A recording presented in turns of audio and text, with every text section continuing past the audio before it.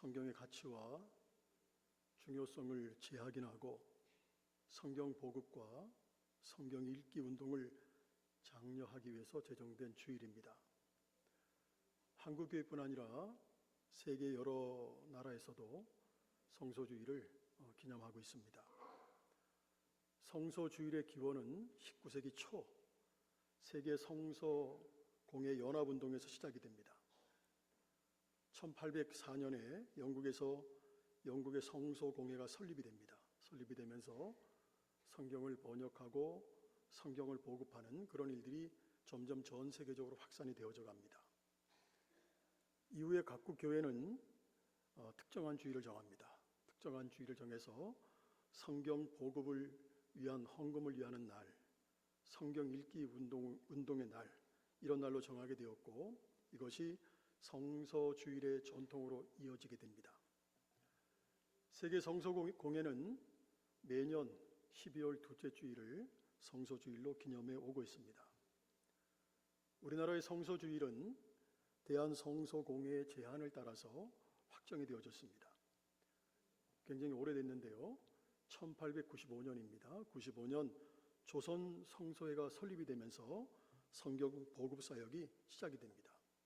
그래서 우리나라는 초기부터 성경을 번역하고 성경을 보급하는 운동에 굉장히 적극적으로 참여해 왔고 성경 헌금을 모으는 특별한 주일이 필요합니다. 이런 공감대가 형성이 되면서 더 활발하게 움직이게 됩니다.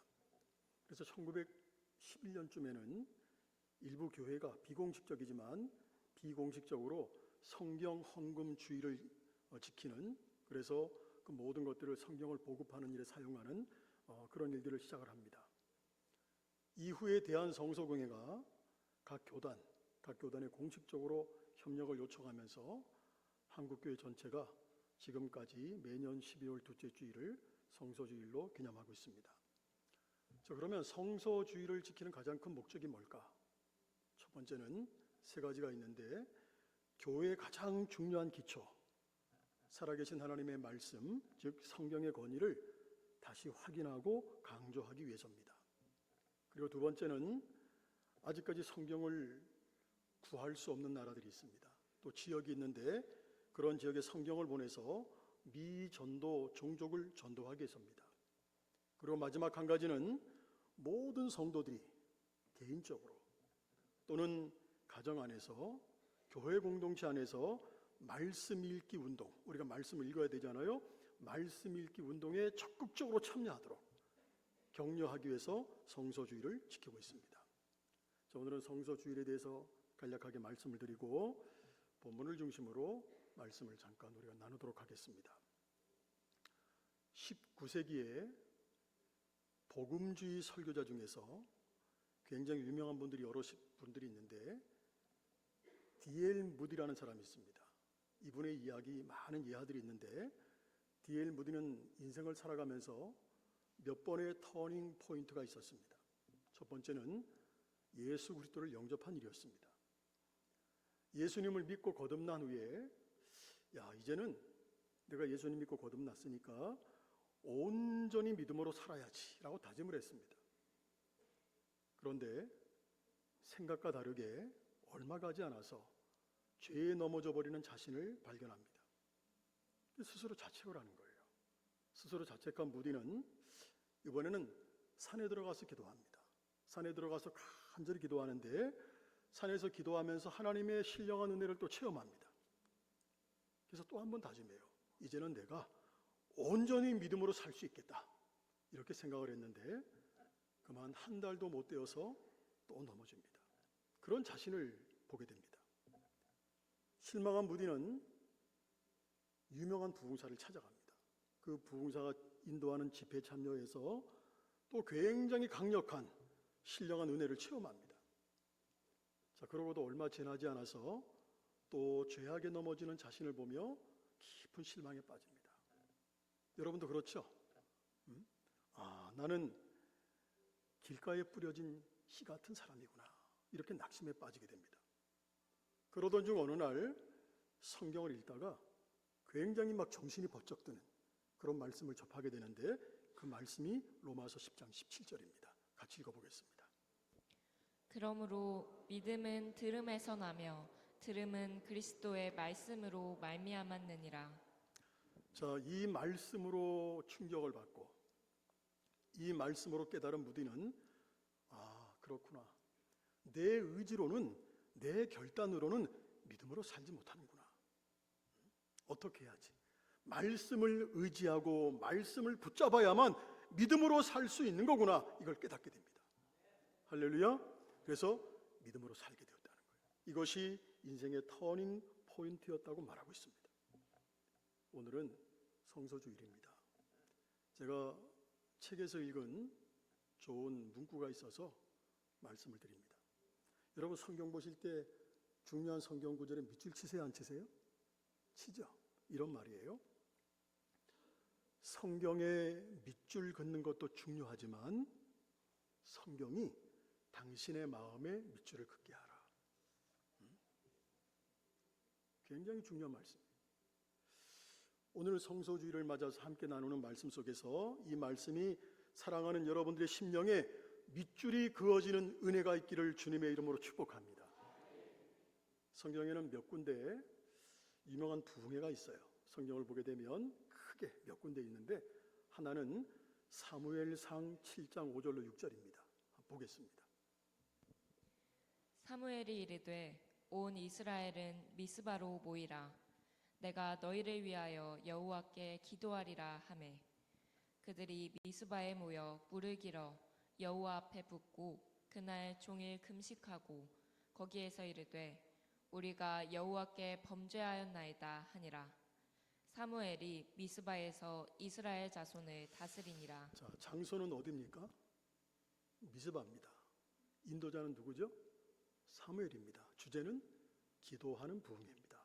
또 하나는 사도행전 2장 1절로 2절, 우리 한번 눈으로 말씀을 읽을게요. 사도행전 2장 1절과 2절입니다. 어떤 말씀인지 여러분 잘 아시는 말씀이죠? 자, 장소는 어디입니까? 마가의 다락방. 인도자는 12제자. 주제는 성령 받은 부흥회입니다. 마지막 한 군데는 오늘 본문입니다. 느헤미야 8장 1절로 2절입니다. 자, 이번 말씀도 눈으로 보십시오.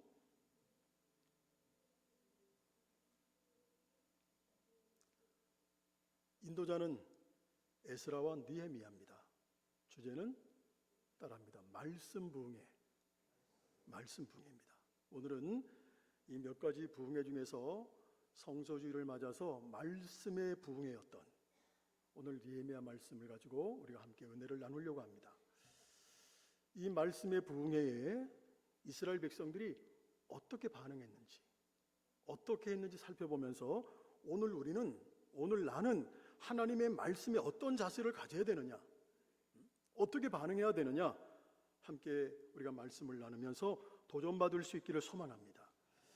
먼저 본문의 배경을 우리가 살펴보면 이스라엘 백성들이 바벨론의 포로로 잡혀갔다가 몇 년 만에 70년 만에 하나님의 은혜로 예루살렘으로 귀환하게 됩니다.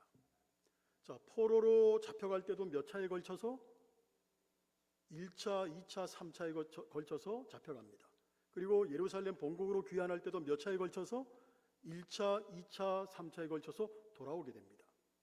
자, 1차는 누구를 중심으로 왔죠? 스룹 바벨을 중심으로 BC 537년에 돌아옵니다. 두 번째는 누굽니까? 에스라를 중심으로 BC 458년에 돌아옵니다. 그리고 3차는 우리가 잘 아는 너무나 유명한 느헤미야를 중심으로 BC 444년에 예루살렘으로 돌아옵니다. 자, 그리고 스룹바벨이 뭘 하죠? 예루살렘 성전을 재건하고 느헤미야가 예루살렘 성벽을 중건합니다. 자, 오늘 본문은 느헤미야가 이스라엘 백성들과 더불어서 예루살렘 성벽을 재건한 직후에 일어난 일입니다. 자, 느헤미야는 예루살렘 성벽을 재건하는 과정 속에서 여러분 성경을 읽어보시면 아시겠지만 산발랏, 도비앗 이런 여러 사람들에 의해서 엄청나게 방해 공작을 받습니다. 그런데 그걸 다 이기고 단 52일 만에 성벽 공사를 마치게 됩니다. 자, 6장 15절 같이 읽겠습니다. 성벽 역사가 52일 만인 엘루월 25일에 끝남에. 자, 엘루월 25일은 우리나라 달력으로 하면 6월 25일입니다. 자, 보십시오. 이제 공사가 다 끝났어요. 성전도 재건하고 무너진 성벽도 다 중건했어요. 다 공사가 다 끝났습니다. 이제 어려운 일이 없어요. 이제는 집으로 다 돌아가면 됩니다. 이제는 모든 어려움들이 끝나고 말 그대로 평안하게 살기만 하면 되는 거예요. 생업에 충실하면 되는 거예요. 바벨론 포로 때부터 긴 고생이 끝났습니다. 반복하지만 이제는 편안하게 생활을 하면 되는 거예요. 자, 그런데 편안해야 되는데 이스라엘 백성들은 그렇지 못했어요. 원인이 뭘까? 지금 환경적으로 봤을 때는 평안해야 되는데 왜 우리가 평안하지 못할까? 성전도 재건이 되었고 성벽 중건도 끝났는데 왜 우리가 평안하지 못하지? 자신을 점검해 보니까 답이 하나 나왔어요. 우리들의 신앙이 재건되지 못했구나. 자, 뭐가 재건되지 못했구나? 우리들의 신앙. 그래서 심령, 마음의 갈급함이 있다는 걸 깨닫게 됩니다. 여러분, 모든 것들이 다 준비가 되었어도 살아계신 하나님의 말씀이 내 삶 속에 없으니까 의미가 없는 거예요. 이걸 이스라엘 백성들이 발견했다는 거예요. 할렐루야. 오늘 본문은 이렇게 시작을 합니다. 9절 우리 한번 볼게요. 9절 보면, 자, 백성이 뭘 듣고? 율법의 말씀을 듣고. 이스라엘 자손은 심령의 갈급함, 말씀의 갈급함을 해결하기 위해서 하나님의 말씀을 듣기로 정합니다. 그래서 이스라엘 백성들이 어떻게 말씀을 들었느냐, 말씀을 들은 후에 그들이 어떻게 반응했느냐, 어떤 변화가 있었느냐, 우리가 본문을 통해 함께 살펴봐야죠. 그리고 생각해 봐야죠. 그리고 은혜를 나눠야죠. 먼저 이스라엘 백성들은 모세 율법책을 가져오기로 청합니다. 자, 우리 본문 1절을 한번 눈으로 보십시오. 본문 1절.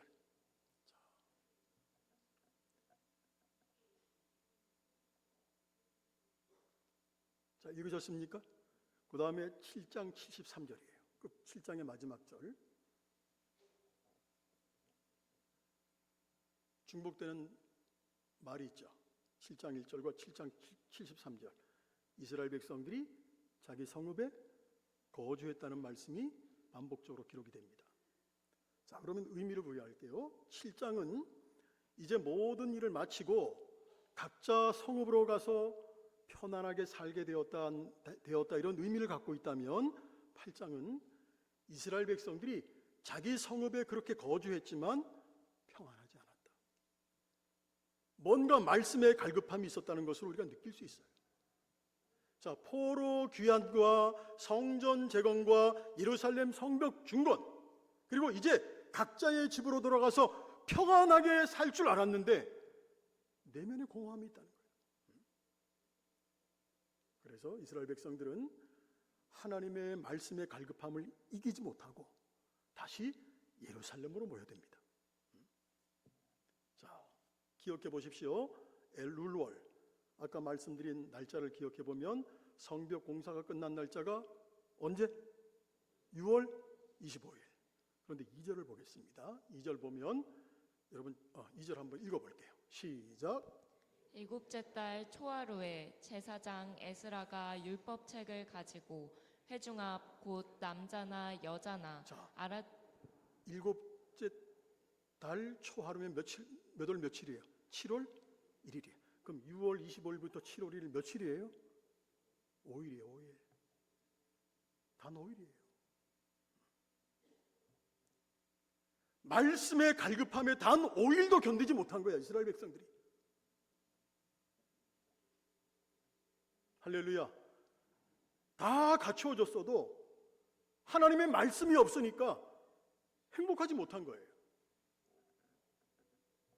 단 5일 만에 그걸 느꼈다는 거예요. 7월 1일은 이스라엘 역으로 새해 첫날이에요.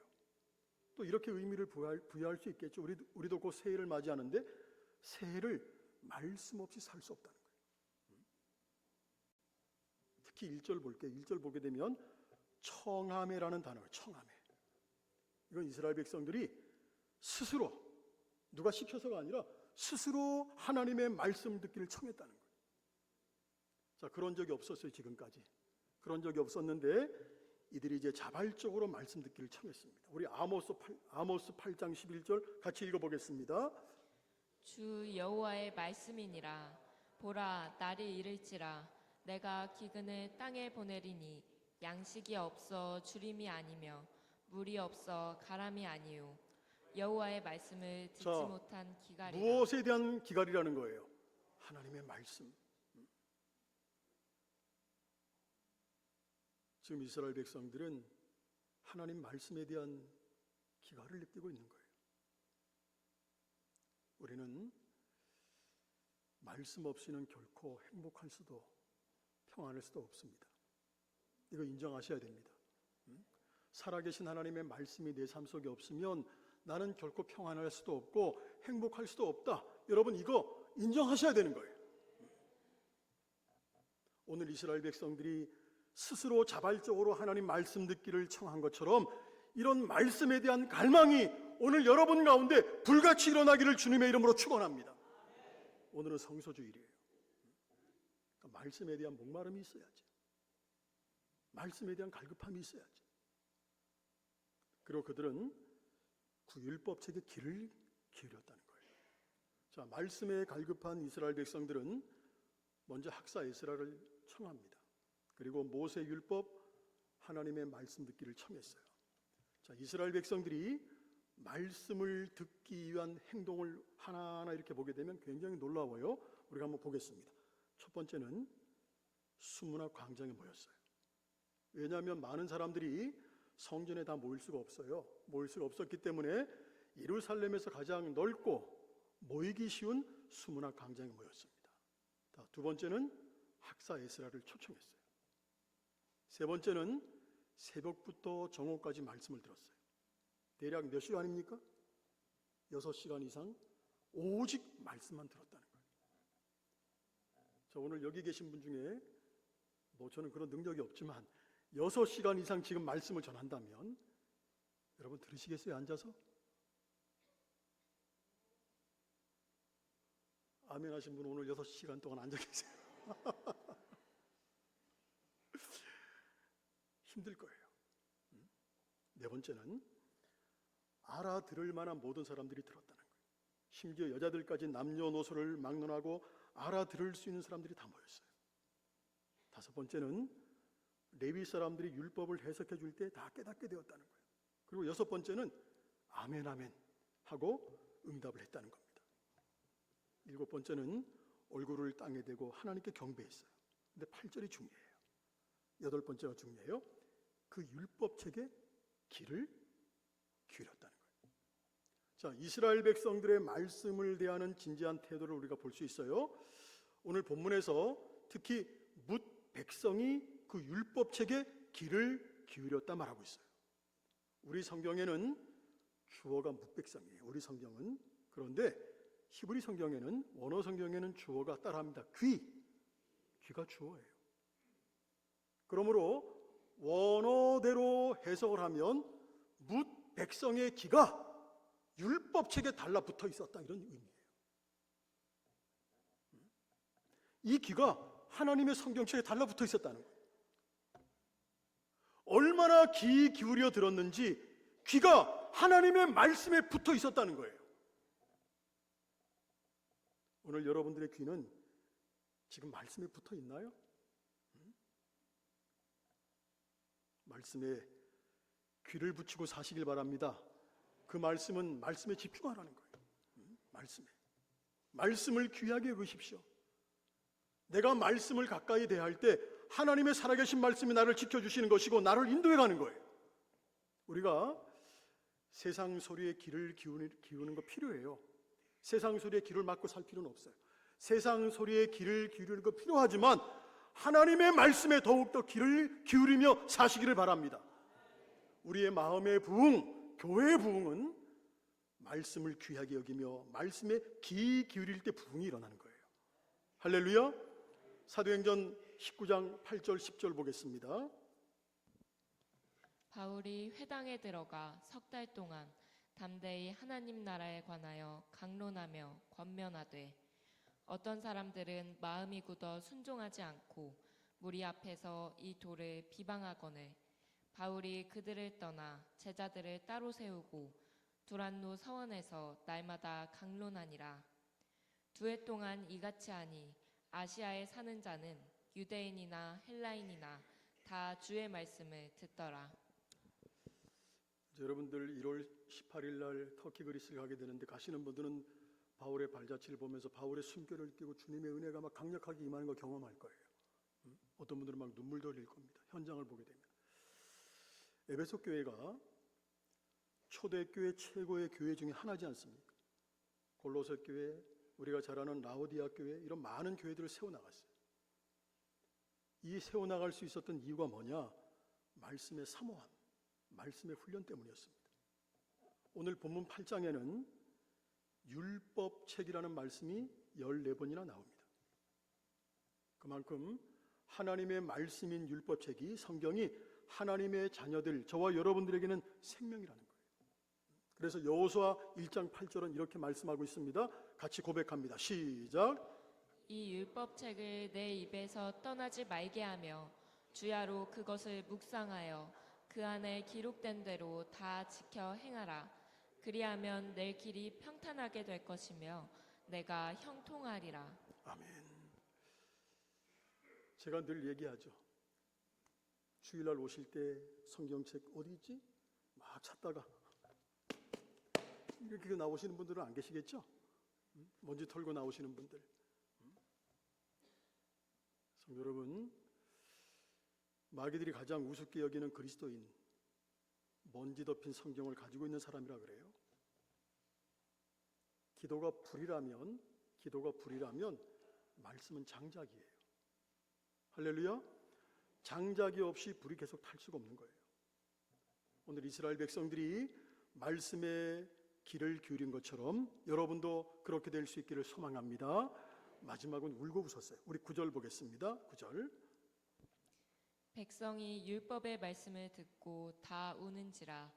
총독 느헤미야와 제사장 겸 학사 에스라와 백성을 가르치는 레위 사람들이 모든 백성에게 이르기를 오늘은 너희 하나님 여호와의 성일이니 슬퍼하지 말며 울지 말라 하고.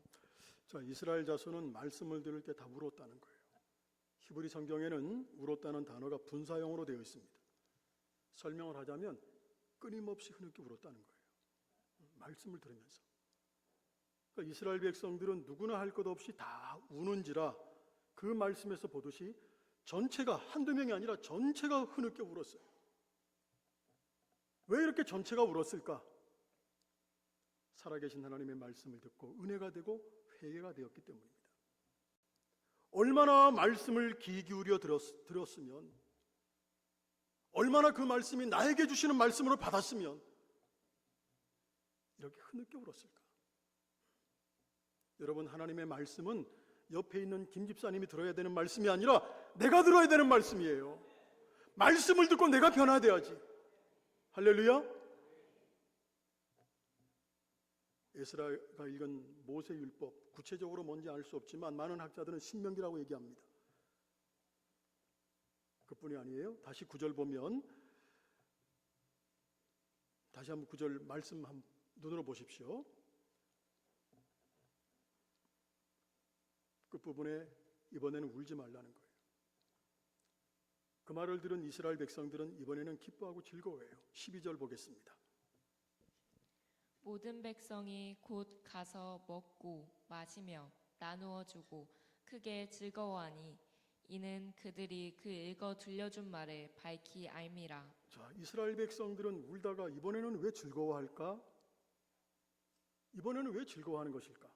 12절 끝에 답이 있어요. 말씀을 밝히 알게 되었기 때문이라고 말씀하고 있습니다. 말씀을 듣고 울고 말씀으로 인해 즐거워하는 이런 모습, 이게 진정한 믿음의 모습이 아닐까요? 말씀과 함께 울고 웃고 말씀과 하나 되고 말씀과 더불어 사는 이스라엘 백성들의 모습 속에서 오늘 우리가 어떻게 살아야 되는지 도전받을 수 있길 바랍니다. 교훈을 얻을 수 있길 바랍니다. 또 하나 생각해 볼게요. 10절입니다. 느헤미야가 또 그들에게 이르기를 너희는 가서 살진 것을 먹고 단 것을 마시되 준비하지 못한 자에게는 나누어 주라. 아멘. 자, 음식을 준비하지 못한 사람들과 어떻게 하라는 거죠? 나누라는 말씀에 이스라엘 백성들은 즉각 순종합니다. 말씀의 실천이에요. 말씀대로 사는 거예요. 성도 여러분, 말씀을 듣기만 한 것이 아니라는 사실, 오늘 저와 여러분들에게 큰 도전이 되어야 됩니다. 말씀과 함께 하십시오. 할렐루야. 말씀을 들을 때 어찌할꼬 회개의 은혜가 있기를 원합니다. 그리고 축복의 말씀을 듣고 기뻐하고 즐거워하십시오. 그리고 말씀에 순종하십시오. 오늘은 성소주일입니다. 오늘 본문 이스라엘 백성들처럼 말씀과 더불어 울고 웃는 성도들이 되실 수 있기를 정말로 예수 그리스도 이름으로 소망합니다. 우리 잠언서 말씀을 마지막으로 찾고 마치겠습니다. 잠언서 18장 20절 21절 마지막으로 같이 한번 읽어보겠습니다. 사람은 입에서 나오는 열매로 말미암아 배부르게 되나니 곧 그의 입술에서 나는 것으로 말미암아 만족하게 되느니라. 죽고 사는 것이 혀의 힘에 달렸나니 혀를 쓰기 좋아하는 자는 혀의 열매를 먹으리라. 자, 말씀 지우지 마십시오. 여러분 보십시오. 여기 보면 사람의 말에도 뭐가 있다는 거예요? 힘이 있어요. 죽고 사는 것이 우리 혀의 힘에 달렸다고 말씀하고 있어요. 맞죠? 자, 사람의 말에도 이렇게 힘이 있다면 하나님의 말씀에 얼마나 능력이 있겠어요? 하나님의 모든 말씀은 능치 못함이 없습니다. 할렐루야. 오늘 성소주일을 맞아서 느헤미야 시대에 예루살렘 수문학 광장에서 열렸던 말씀의 부흥회를 우리가 생각해 보며 이스라엘 백성들에 대한 말씀에 대한 태도를 통해 은혜를 나누었습니다. 성도 여러분, 말씀을 청하십시오. 말씀에 귀를 기울이십시오. 말씀에 울고 웃으십시오. 그렇게 말씀을 가까이 대하는 성도들이 다름 아닌 우리 진천교회 성도들이 될 수 있기를 주님의 이름으로 축원합니다. 기도하겠습니다.